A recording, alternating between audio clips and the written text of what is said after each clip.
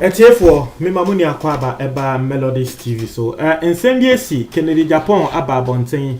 asanso abekasa ewo the seat show ni so ewo na two na ensem no yesterday we were actually speaking on those matters and the Kennedy Japan had the more insight and then the plan was so say nkrofobia plan say wo mo pese wo mo kun ono ene abronye wono Kennedy Japan say we who how those people want to kill him. Now, Anthony Abeto has on the message subscribe and click the notification bell on the so about our screen. So as the video is going, I'll show you more. So you do it for us. Intino, it's here for quickly young concept so.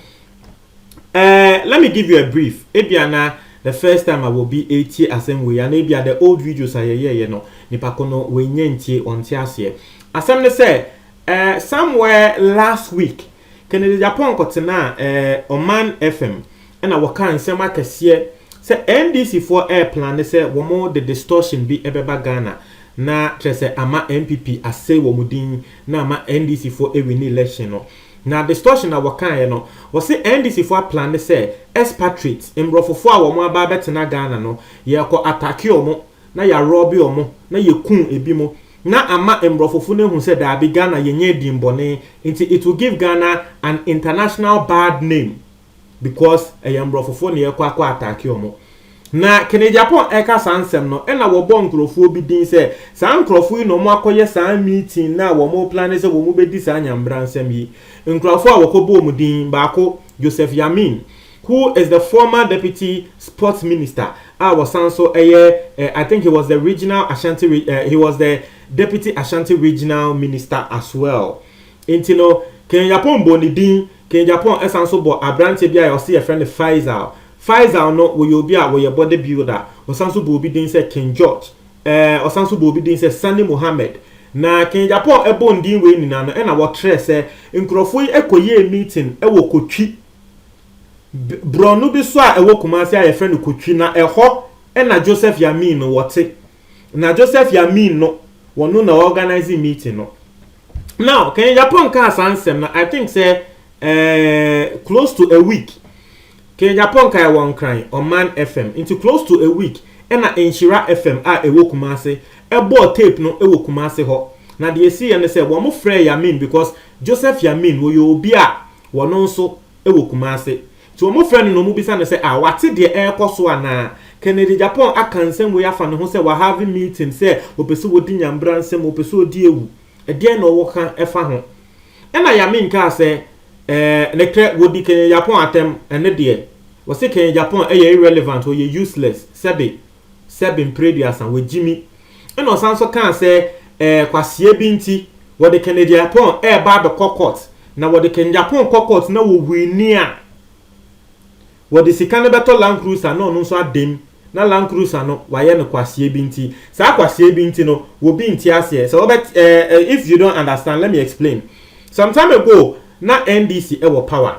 now na NDC ewo power no I think say na MPP for omo ende womo chairman no I think so na MPP chairman I think it was the MPP Freddie Blay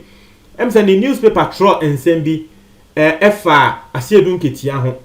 na asiedun ketia SU newspaper no na asiedun ketia enyaska na asiedun ketia enyaska na ebisa say wo discan be den and also discan no kwa akosi dan na wo wia na watro wo dan nim se kwasie bi nti na tre se sebe kwasie bi nti ekotwa ntrofo a wo no asiedun ketia ho nti ama no asiedun ketia baba benyeska wo de kwa akosi dan nti ye no na Yamin so kai se wo no so de the same thing ebeye Kennedy Japan wo de sika no ebekwa akoto Land Cruiser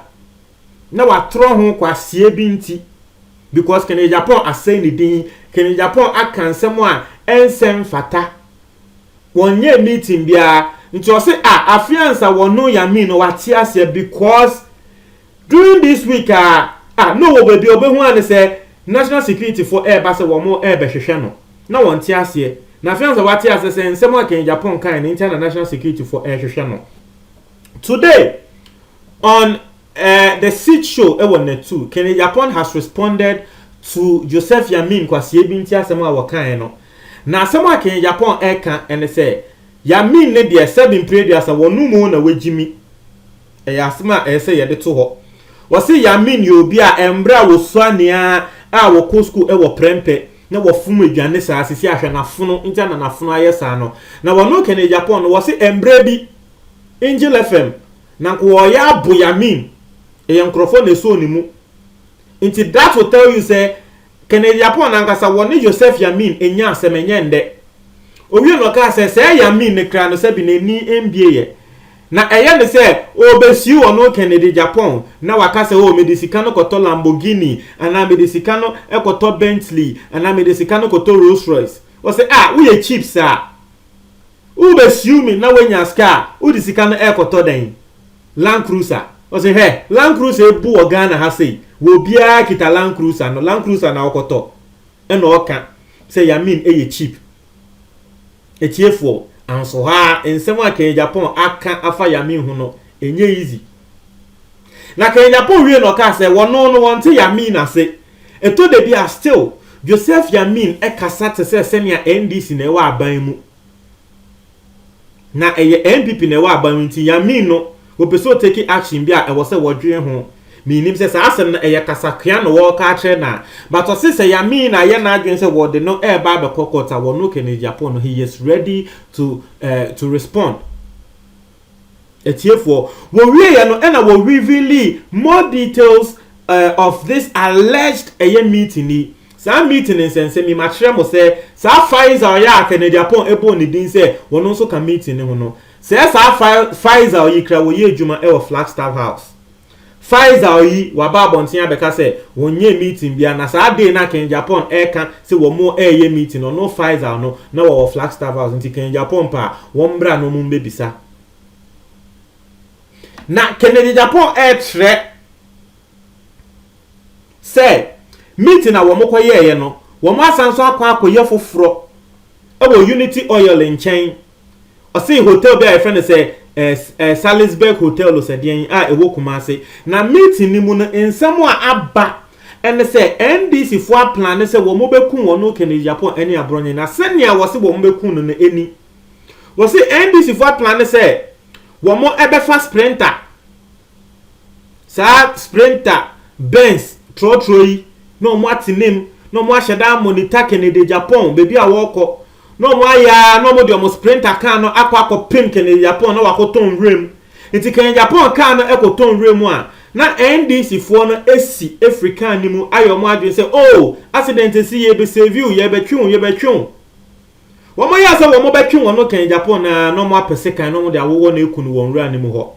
That's what Kenya Japan is saying. Say plans are Yamin and then for plan the way they want to kill Kenya Japan and no and so was say abronye this so the same thing almost on the bayano. Obviously these are wild allegations and way and Simbia Yamin amayati ase and Joseph Yamin amayati ase what the Beko court. So the best we can do is say we will just report it to you. Womoko court na court atre and na evidence will be our no nipa kone de atre say okay recordings are ye any recordings are ye ni atre say nipa kono wo pese wo kumi no eni na tese asem ni na ayeden akọ de eda ho no etiefo asem we dey very interesting, very interesting. The things Kenya Japan is saying Yamin nso aba bontin sem wa beka but send ya medin kan tell no Ghana has say if you are going against Kenya Japan I was what he has say you've lost in the first place. That is the truth in this country. So when Kenya Japan nya ntokwa ana having ntokwa I was what he has say you have lost in the first place because a lot of people take what Kenya Japan is saying as the truth as to whether indeed the Kenya Japan because Kenya Japan say what can say no what in the fear and information never as to whether more the information man na ne kre ana say nya ne kre no he is receiving those information ya me kasa ensem one the two for keka fan krofo ho a wo montre proof say nkrofo din na ebi mo kasa tia me nansen ya osofo ma me bia wo abrochi ono so ye kwa twi no afiansa waba abonti abe video say hey na nkrofo ka say de ye keka e wo na tu e keka fa nkrofo ho no na nkrofo ka say o eye ntro na so na me support Kennedy Japan ye bebo mi din a ensem a enimu me kra me baga na ache na so ye se ma baga na be ye edro ne nyama eho e na me din hu ne say daabi ende ensem a ye kan fa obi ni mu hu ni na no e bia ne kra nya ne kra maame na e kan ni ne de afi we hu ne say de na ye ka no sa na ete se mo be kai a Manase wo betina na tu kika nsem fa nkrofo ho no se wo kan maame na asem se maame ne ye beifo maame ne ba Ghana ema obi ni mu ebe ye rituals bi ma no maame ni si wo no nipa ko amobo ni din won hia ne hu ni krada wo mba Ghana kra wo ko abrochi wo mba Ghana wo ba Ghana che